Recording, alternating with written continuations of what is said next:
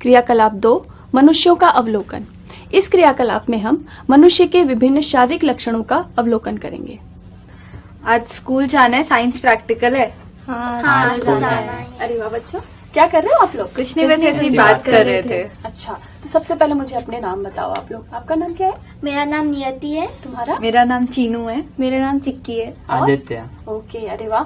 चलो, आज हम लोग आप सभी के वजन, लंबाई, आपकी हथेली की लंबाई चौड़ाई, अंगूठे के निशान, इन सब का मापन करते हैं। इसके लिए आप लोगों को मैं एक एक पेज पेन देती जा रही हूँ। इसमें आप लोगों को करना क्या है, जब हम आपकी लंबाई और वजन आदि का मापन करेंगे तो आप इनमें उसे क्या करेंगे, नोट करेंगे।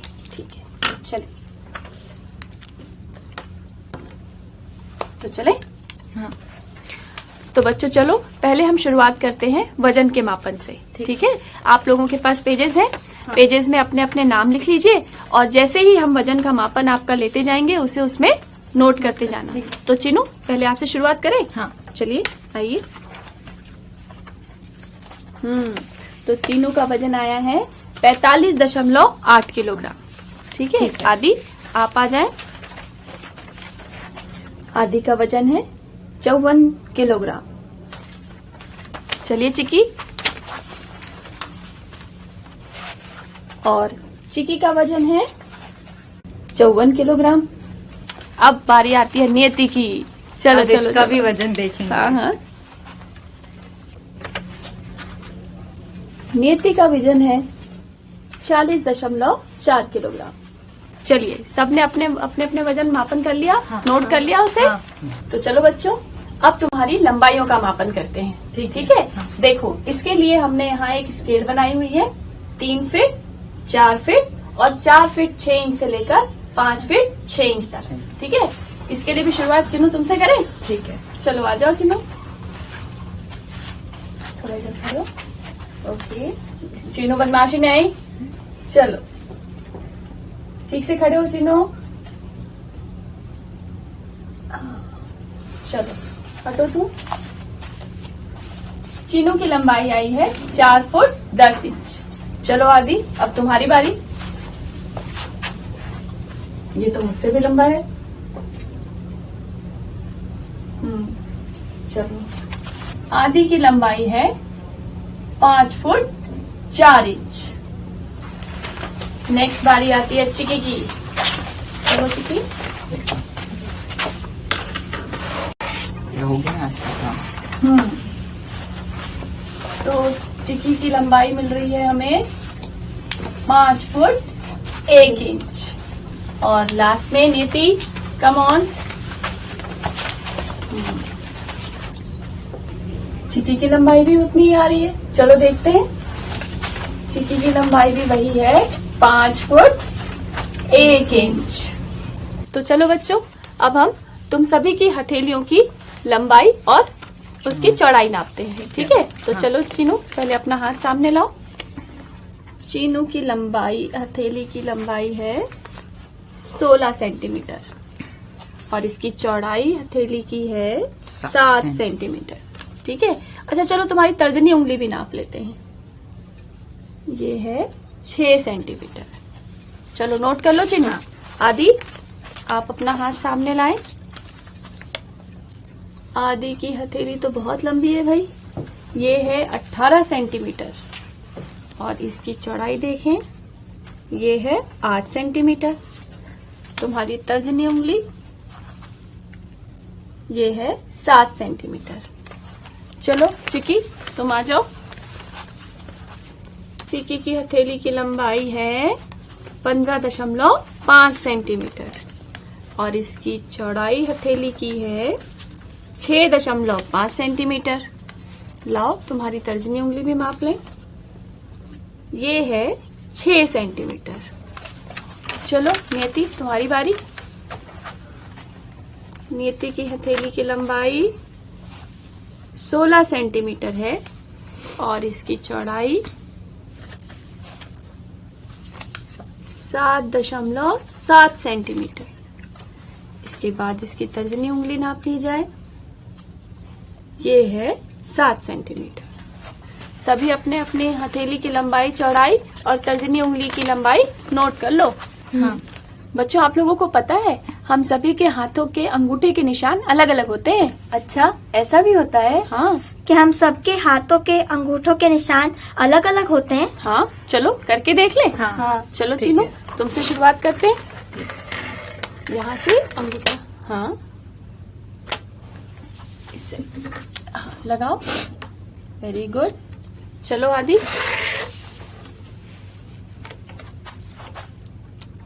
Very good. चलो चिक्की, अब तुम्हारी बारी।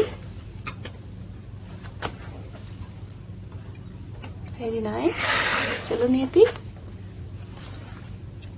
Very good.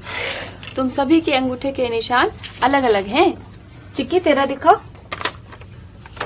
मैम, हम दोनों का तो एक जैसा ही है। बेटा, इसे पहले लेंस से बारीकी से देखना होता है, तभी हम इसका अंतर समझ पाते हैं। चिक्की और चीनू की तरह जितने भी मनुष्य हैं, उनके अंगूठे के निशान अलग अलग होते हैं। तो इस क्रियाकलाप से हमने यह देखा कि एक ही जाति के सदस्यों में समानता के साथ साथ अंतर भी पाए जाते हैं। इन्हीं अंतर को हम विभिन्नताएं कहते हैं। इन विभिन्नताओं के कारण ही हम एक ही जाति के सदस्यों को व्यक्तिगत स्तर पर पहचान पाते हैं।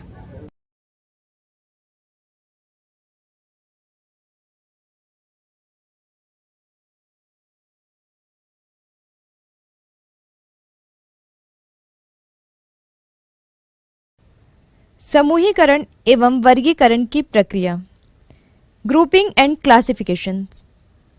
क्रियाकलाप 3।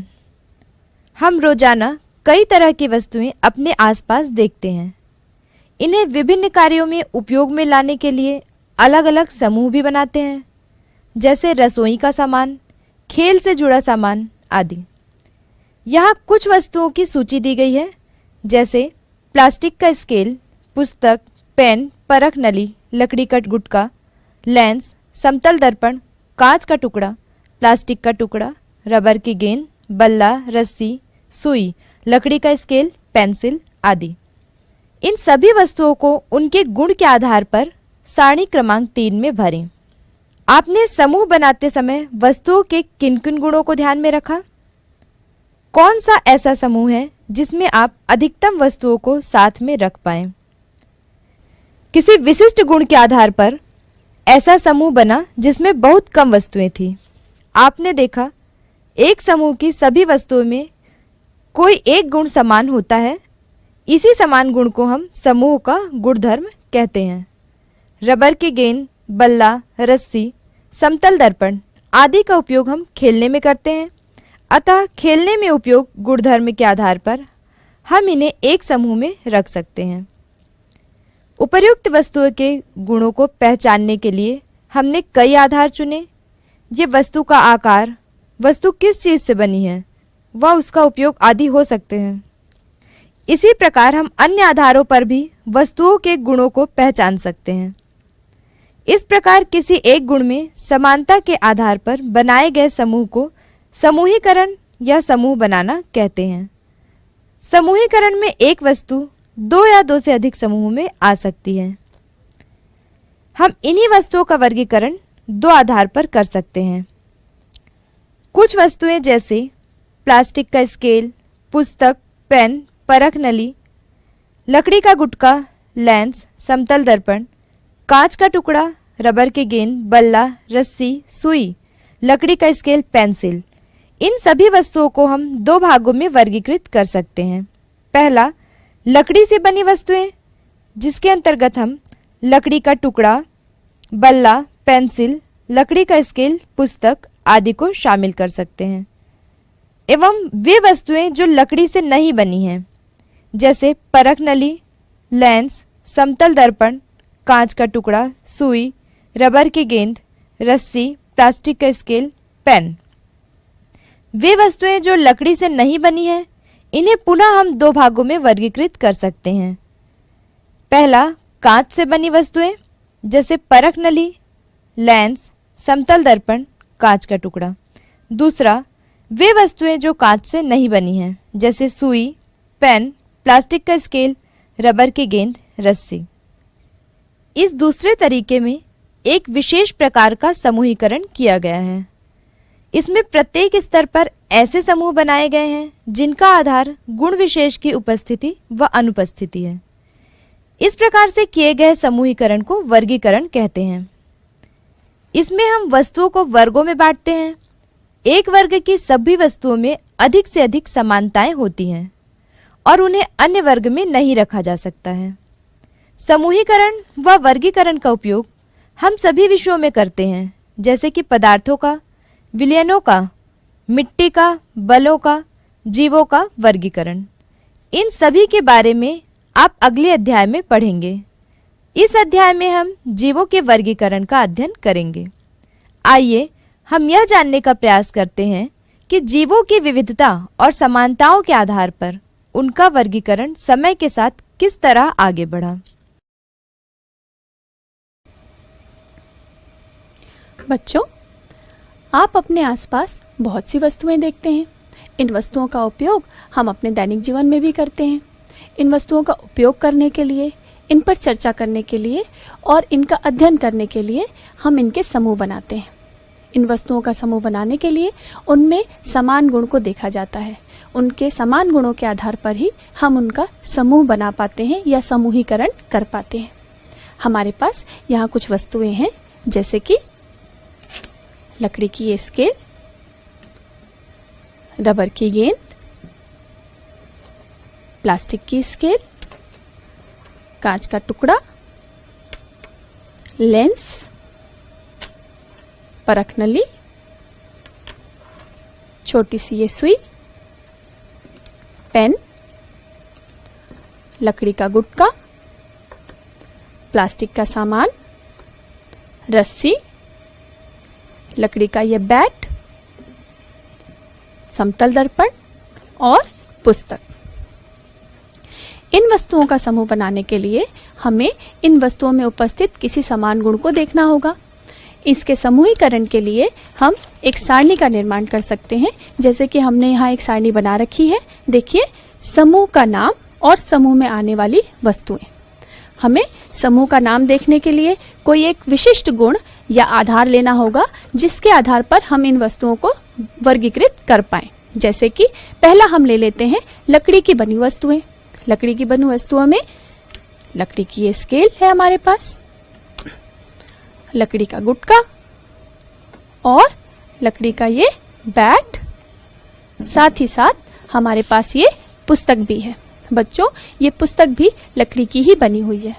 तो आइए इसकी हम सारणी में प्रविष्टि कर लें। हमारे पास समूह का हमारा नाम है लकड़ी की बनी वस्तुएं। सबसे पहले हमने लिया था लकड़ी की स्केल, उसके बाद लकड़ी का गुटका, पुस्तक और लकड़ी का बैट। तो चलिए बच्चों, अब हम इसी प्रकार ये वस्तुएं जिस सामग्री से बनी हुई है उसको आधार लेकर यदि हम आगे बढ़ें तो दूसरा समूह हम ले सकते हैं कांच की बनी वस्तुएं। कांच की बनी वस्तुओं में हमारे पास है कांच का टुकड़ा, लेंस, परख नली, तो और ये साथ ही साथ हमारे पास है समतल दर्पण, जिनका हम वर्गीकरण कर चुके हैं। हम इन्हें इस तरफ रखते जा रहे हैं। तो हमारे पास दूसरा समूह जो है वह है कांच की बनी वस्तुएं। इसे भी हम प्रविष्टि में ले लें अपनी। कांच का एक टुकड़ा, लेंस, समतल दर्पण एवं परख नली। इसी प्रकार आगे बढ़ते हुए यदि हम एक और समूह का निर्धारण करना चाहते हैं तो वो हो सकता है प्लास्टिक की बनी वस्तुएं। प्लास्टिक की बनी वस्तुओं में प्लास्टिक की स्केल हमारे पास है, प्लास्टिक का सामान और प्लास्टिक की ये पेन। तीसरा समूह है हमारा प्लास्टिक की बनी वस्तुएं, प्लास्टिक का स्केल, प्लास्टिक से बना सामान एवं पेन। अब देखिए बच्चे, हमारे पास ये तीन सामान, ये जो तीन वस्तुएं हैं ये रह गई हैं, जो कि हमारे द्वारा बनाए हुए किसी भी समूह में शामिल नहीं की जा सकी हैं। इन वस्तुओं में हमें कोई भी समान गुण दिखाई नहीं दे रहा है। तो इनके लिए हम किस प्रकार के समूह का निर्माण कर सकते हैं? हम कह सकते हैं कि ऐसी वस्तुएं जो ना कांच की बनी है, न लकड़ी की और न ही प्लास्टिक की। इस समूह में हम इन तीनों वस्तुओं को शामिल कर सकते हैं। तो इस प्रकार हमारा अगला समूह का नाम होगा ऐसी वस्तुओं का समूह जो ना प्लास्टिक की बनी है, ना कांच की और ना ही लकड़ी की। इसमें शामिल हो जाएंगी रबर की हमारी गेंद, रस्सी और सुई। लकड़ी की वस्तुएं, कांच की वस्तु, प्लास्टिक की वस्तुएं और ये अलग वस्तुएं। बच्चों, इन वस्तुओं का वर्गीकरण आप इनमें उपस्थित अन्य गुणों के आधार पर भी कर सकते हैं, जैसे कि इनमें से प्रयोगशाला में उपयोग आने वाली वस्तुएं, परखनली, समतल दर्पण और ये लेंस। यदि हम कहें आपके द्वारा खेले जाने वाली वस्तुओं का उपयोग हम करें, किनका उपयोग करते हैं हम? बैट का और बॉल का। इस प्रकार विभिन्न वस्तुओं में अलग अलग गुणों के आधार पर हम उनका वर्गीकरण कर सकते हैं। वस्तुओं की अवस्था के आधार पर, जैसे कि गैस अवस्था, ठोस अवस्था, द्रव अवस्था। वस्तुओं की उपयोगिता के आधार पर उनका वर्गीकरण किया जा सकता है। वस्तुओं का जिनसे उनका निर्माण हुआ है उसके आधार पर आप उनका वर्गीकरण कर सकते हैं, जैसे कि अभी हमने किया। तो इस प्रकार वर्गीकरण के लिए वस्तुओं के अलग अलग गुणों का आधार लिया जाता है। समूहीकरण एवं वर्गीकरण के पूर्व प्रयास, farmer attempt of grouping and classifications. ऐतिहासिक दस्तावेजों से हमें पता लगता है कि सर्वप्रथम अरस्तु ने जीवों को उनके आवास के आधार पर समूहीकृत करने का प्रयास किया था। इस आधार पर उन्होंने जीवों के जलीय व स्थलीय जैसे समूह बनाए थे। अरस्तु के बाद जीवों के वर्गीकरण के और भी प्रयास हुए होंगे, परंतु हमारे पास कुछ प्रयासों के बारे में ही जानकारी उपलब्ध है। 1686 में जॉन रे ने पौधों के वर्गीकरण में पौधों के बाह्य लक्षणों को आधार बनाया। जॉन रे के बाद कैरोलस लिनियस नामक एक वैज्ञानिक ने दुनिया भर के तमाम पौधों को वर्गीकृत करने का प्रयास किया। लिनियस ने सबसे महत्वपूर्ण काम यह किया कि कुछ विशिष्ट गुणों जैसे फूलों में नर व मादा अंगों की उपस्थिति व संख्या के आधार पर सरल वर्गीकरण दिया। इसे लैंगिक वर्गीकरण कहते हैं। इसका विवरण उनकी 1735 में प्रकाशित पुस्तिका सिस्टेम नेचुरे में मिलता है। लिनियस ने सजीवों को वर्गीकृत करने के लिए जंतुओं व वनस्पतियों के हजारों नमूनों को एकत्रित कर तुलनात्मक अध्ययन किया तथा एक ऐसा वर्गीकरण विकसित करने में सफल हुए जिससे जंतुओं व वनस्पतियों की प्रत्येक जाति को पृथक पृथक वर्गीकृत किया जा सकता था।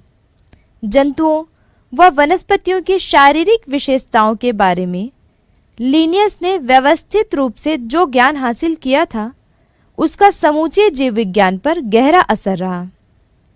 इस पद्धति में संपूर्ण जीव जगत को दो जगत में बांटा गया है, पादप जगत एवं जंतु जगत। कैरोलस लिनियस ने वर्गीकरण में सबसे पहले पदानुक्रम शब्द का प्रयोग किया था। पदानुक्रम वह प्रक्रिया है जिसमें जीवों को उनके गुणों और विकास के आधार पर एक निश्चित श्रृंखला के अंतर्गत विभिन्न समूहों में व्यवस्थित किया जाता है। जैसे मनुष्य का पदानुक्रम, पहला जगत किंगडम, एनेमेलिया बहुकोशिकी यूकेरियोटिक अंतर्ग्रहण पोषण विधि, संघ, कार्डेटा कशेरुक दंड जोड़ीदार उपांग, वर्ग क्लास, मेमेलिया शरीर रोए से ढका बाह्य कर्ण उपस्थित, गण ऑर्डर, प्राइमेट्स अंगूठे की स्थिति विपरीत, अग्र व पश्चपाद में 5-5 उंगलियां, कुल फैमिली, होमोनिड द्विपाद चलन, वंश जीन्स होमो, सुविकसित मस्तिष्क, जाति स्पेसियस सेपियस। द्विजगत वर्गीकरण में कुछ कमियां थीं, जैसे कि इस वर्गीकरण में लिनियस ने सभी जीवों को सिर्फ 2 वर्गों में सीमाबद्ध किया, परंतु कई ऐसे जीव पाए गए जो पादप एवं जंतु दोनों के लक्षण दर्शाते हैं। क्या आप जानते हैं एक ऐसा ही जीव है युग्लिना, जिसमें जंतु और पौधों दोनों के लक्षण मिलते हैं। यह एक कोशिकीय जीव है। इसमें हरित लवक पाया जाता है। इसमें कोशिका भित्ति का अभाव होता है। यह स्वपोषण तथा विषम पोषण दोनों प्रकार से भोजन प्राप्त कर सकता है। लिनियस की जानकारी के दायरे में कोशिकाओं एवं आंतरिक संरचनाओं के संदर्भ में कोई जानकारी नहीं थी। समय के साथ सूक्ष्मदर्शी की आवर्धन क्षमता बढ़ाने के आविष्कार होते रहे, जिससे जीवों में विविधता का और गहन अध्ययन संभव हुआ। अतः लिनियस जीवों की कोशिकाओं की आंतरिक संरचनाओं को अपने वर्गीकरण में स्थान नहीं दे पाए।